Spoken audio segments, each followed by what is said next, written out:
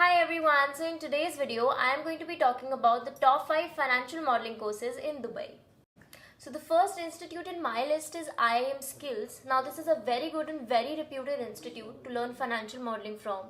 Now the average duration of their course is about 4 months and the fees of the same is about $400 to $500, and they have very good faculty and they also provide you lifetime access to their resources, which means that once you enroll in the course, if anything changes during your lifetime, if any material changes in the course, you will still have access to it.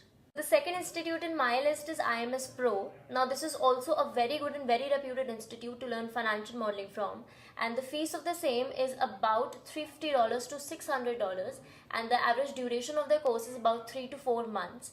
Their faculty is also top notch and the quality is also great. Now the next institute in my list is Wall Street Mojo.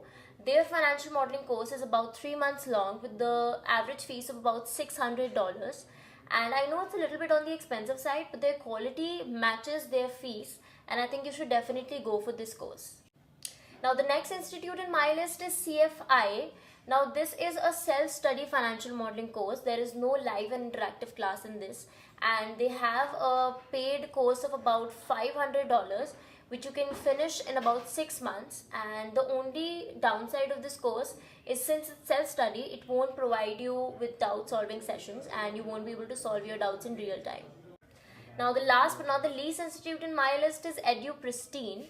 Now this is a very prestigious and very renowned institute to learn financial modeling from, and the duration of their course is about 3 to 4 months along with the fees of about $400 to $600 depending on which kind of mode you choose and which level of classes you choose.